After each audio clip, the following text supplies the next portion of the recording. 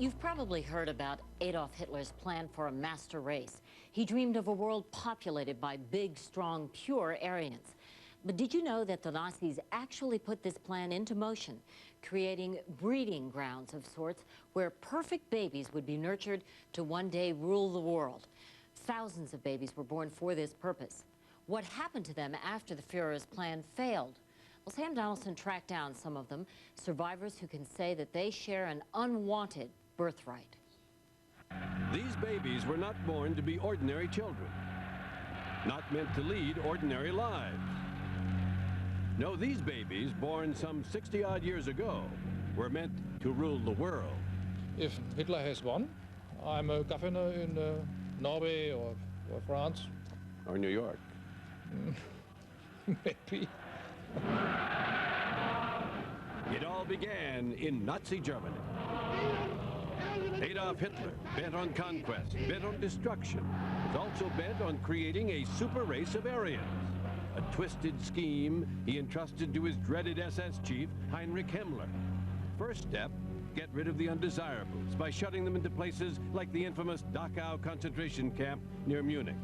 Create death factories, ethnic cleansing, the mass murder of millions. Today, the world knows what went on here at Dachau and camps like it. But it turns out that murder was only one half of the Nazis' plan for the future. Just a few kilometers down the road from this camp dedicated to death, they built another facility, one dedicated to life, a maternity home. You see, that was the other side of the Nazis' master plan to build a super race. To this home in the Bavarian village of Steinhering, chosen women, many of them unwed, came to give birth to babies fathered by chosen men. All were selected for their racial purity. Himmler called the program Lebensborn, meaning wellspring of life. You had to submit to a physical examination. You had to submit to ancestral checks. Professor Larry Thompson, who teaches history at the U.S. Naval Academy, is an expert on the super race Himmler was trying to create. So we're talking blonde, we're talking blue eyes, we're talking a Superman look. We're talking 6'2", 6'3". That's what Himmler was looking at in men and also in women. That's right. This pamphlet, distributed to expectant parents, required them to prove with documents 3 generations of pure Aryan ancestry. Women who were lucky enough to be accepted received the finest in prenatal care at spa-like facilities located in 10 tranquil settings, far from the realities of war. Such was Himmler's obsession with Aryan supremacy that he issued this order dated October 28, 1939, in which he directed the entire SS to father as many children as possible with women of good blood. It was their sacred duty, whether married or not. And while Lebensborn did not function as a chain of stud farms, one of its main purposes was to serve as a haven for single women who might otherwise abort racially desirable children, fathered by Himmler's elite troops. They were a sperm bank. Well, in the crudest sense, yes. He himself participated in this program, did he not? Did indeed. He had 2 illegitimate children. So in a way, he had to set an example, I think. In the all-Aryan SS, adultery was okay. Polygamy was okay. Illegitimate children were okay. But for the children, none of this turned out to be okay. Certainly not for a little boy named Hartmut. He was blonde, blue-eyed, and bright, product of a brief fling between an SS officer and a certified pure young woman. Hartmut, now 57, looks the man he was born to be. Big, strong, and in command. He learned that he was a Lebensborn child just a few years ago while reading some old family documents. You look like the person that Himmler wanted. You know this. I look like, but in my heart, I hate this system because I was a victim. You were a victim. Yeah. Lebensborn babies entered the world amid the pomp of a sick kind of pseudo-religion that permeated all SS rites of passage. To the strains of Haydn's German anthem, newborns were presented for the solemn naming ceremony, placed on an altar, decorated in SS regalia. They were dedicated to Nazism, to be raised by their parents or in well-heeled orphanages or Nazi foster homes. Their spiritual headquarters was to be here, in a medieval castle Himmler was renovating in central Germany. To this day, his handiwork remains a forbidding presence inside the castle. Teutonic runes and Nazi symbols remain etched in marble and carved in the ceiling of a crypt where SS leaders were to be cremated and their ashes enshrined in somber ritual. At the Lebensborn home in Steinhöring, the SS rune signifying victory survives today on an old iron gate. Hartmut found it when he visited his place of birth. The idea is wrong. It's fantastic. It's not humane.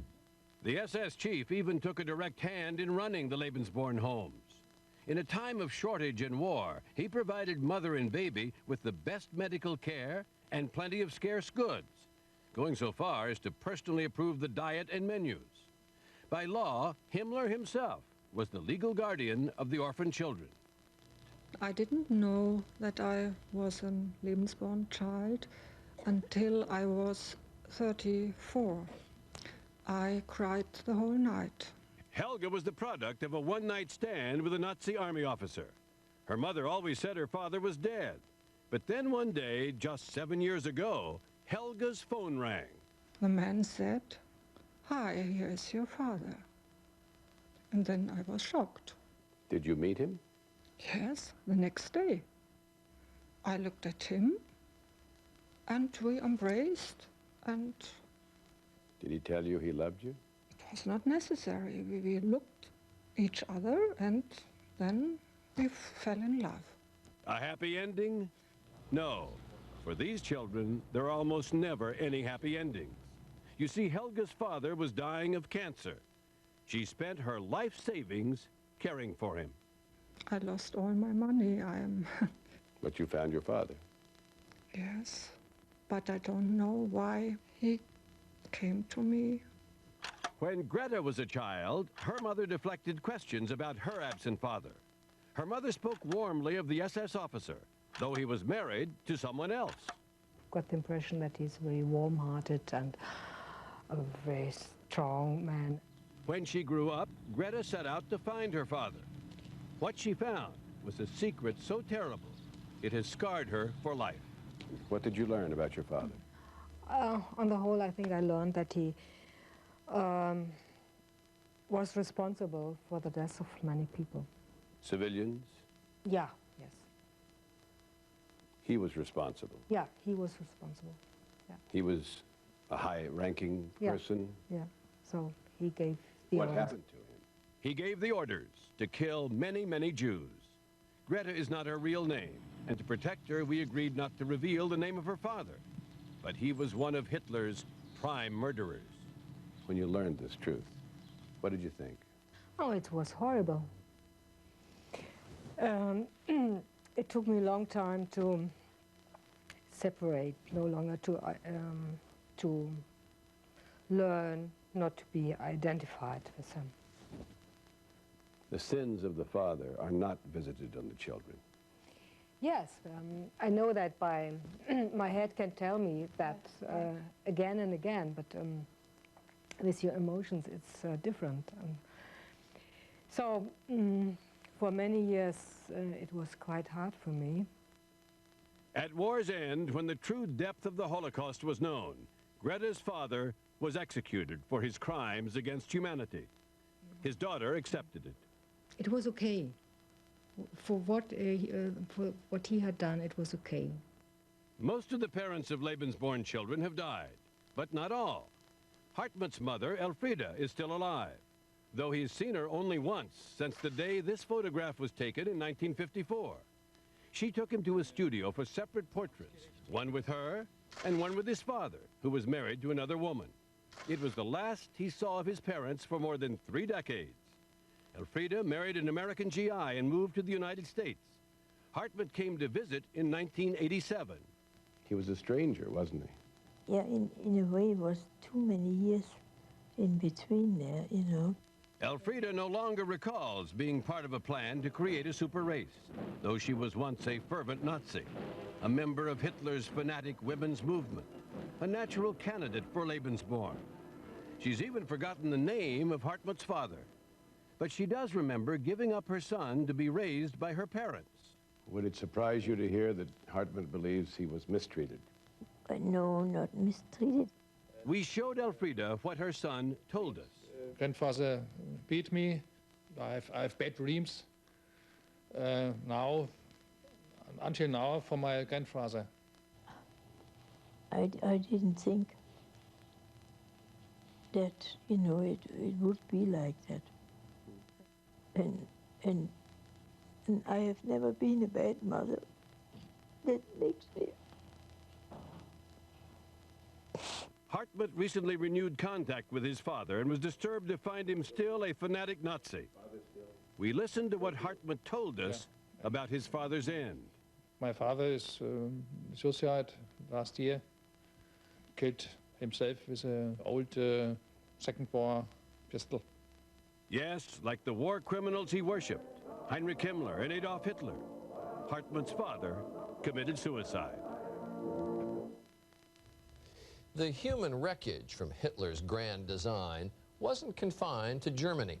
When we come back, the builders of the master race find other fertile fields. They weren't Germans, but they were Hitler's children, outcasts in their own country. He envisioned increasing Germany's Aryan population by 30 million within 2 generations. But there weren't enough women in Germany to meet the challenge. So as Sam Donaldson discovered, Hitler's lieutenants began to look elsewhere for potential mothers of so-called good blood. Far away from today's Germany, along the shores of another land, a terrible old secret has recently begun to stir. It's the story of the Lebensborn children who were born in Nazi-occupied countries. And when the war ended and the Germans were gone, what happened to you then? Well, then the war started for us. The war started for you? Yeah. SS Chief Heinrich Himmler was dead, but he had cast his scheme for a super race far afield. Professor Larry Thompson. Ideologues like Himmler and others who advised him were acutely aware that the best blood to be found was in the West. But it wasn't confined to Germany, was it? No, it was not. No, Himmler's plan was not confined to Germany. He looked abroad for the blonde, blue-eyed women needed to produce his super race. And he found them here, in Nazi-occupied Norway, among a people whose Nordic characteristics seemed to fit perfectly. And it is here in Norway where the cruelty of Himmler's demented scheme is most felt still today. The war wasn't my fault. It wasn't to blame me. Nobody could blame me for it. But the Norwegian did, and they still do. Harriet von Nickel was tortured with a red-hot nail, a mark burned on her forehead. The mark was the mark of what? The German cross. The swastika. Yes. Why? My father was a German. Paul Hansen spent his childhood in a mental institution, even though he was not mentally ill. Recently, he and others returned with us to their birthplace, a former Lebensborn home near Oslo. An estimated 10,000 to 12,000 children were born in 9 such homes in Norway. Their fathers were Germans, members of the occupying Nazi forces, but the women were Norwegian. And the children, what were they? It's a question they've been asking themselves all their lives. Were you a member of what has been called the Lebensborn program? Yes, I'm number 1242. You were actually given a number? Mm-hmm. As a boy, Werner Tierman was locked in a pig shed, and he was raped by a trusted school teacher who told him, My mother was a German horse. Her child would be same. Abandoned by his Norwegian mother, little Werner bounced between some 30 sets of foster parents. Somehow he survived and grew up, all the while dreaming of the German father he never knew. I thought it would always show up eventually. It will show up probably in a nice car. I've always been fascinated by cars. And of course he will come and rescue me or help me. But he never came. No. Harriet von Nickel's father was also a German Nazi officer. the fact that didn't sit well with her Norwegian foster parents. They was beating me because they wanted to beat the German devil out of me. My face is not correct because they broke everything on this side. Von Nickel's Norwegian mother had abandoned her at birth. But one day on an Oslo street, Von Nickel thought she saw her. And I went to her and I said, "Hello, Mama." And she said? She said, "I'm not your mother." And I said, "Yes." And she told me she never wanted to see me. And why wouldn't Norwegian women acknowledge their own children? I think hell started for these women after the war. Professor Eva Simonsen of the University of Oslo wrote a doctoral thesis on the plight of Norway's Lebensborn children. She says their birth mothers became victims of a brutal witch hunt. Their hair were cut out, they were dragged out of their homes, they were spat at, they were degraded and abused in every way.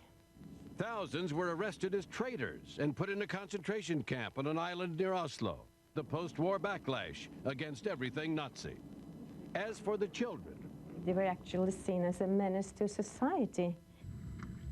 Some Norwegians even feared that these babies might someday grow up to become a reincarnated Nazi threat in the future. The government soon issued a hasty report concluding without any sound evidence that up to 90% were mentally defective. Paul Hansen was just 3 years old, far too young to understand that the Nazis' master race had become Norway's human trash. It is a very, very sad story. Paul was one of the children who was not picked up by anyone, who did not belong when the war ended. So he was taken into this home for the mentally retarded. And as he says himself, I was bewildered. I couldn't make sense of anything was happening. He was so scared, and he just didn't understand why he was there. Hansen spent 17 years in that institution before he escaped. And though he holds a job today, he suffered permanent severe emotional damage at the hands of a vengeful society.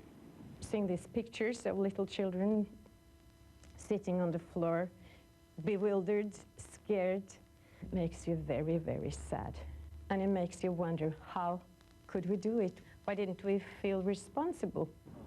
Finally, on New Year's Day 2000, the Norwegian government did something it had never done before. The Prime Minister publicly apologized for taking these innocent children and making their lives a wreckage of sorrow and pain. Words come easy, and I don't accept the apologize. Yeah, well, words is easy. I don't know if I should blame Hitler and his companions, or if I should blame the Norwegians. Do you have an idea who I should blame? I don't know.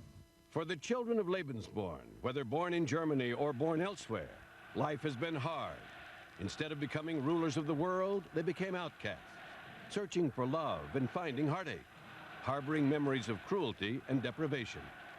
The children of Lebensborn have lived the other side of a twisted scheme to produce a super race.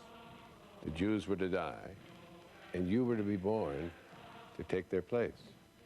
Jews died, and I was born, yes. Was Hitler mad? Yes, of course.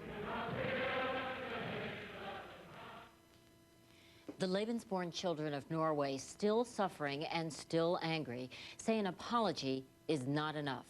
They've launched a class action lawsuit against the Norwegian government asking for financial compensation. There is much more information about Lebensborn and Nazi Germany, including photos and documents, on our website, 2020.abcnews.com. We'll be right back.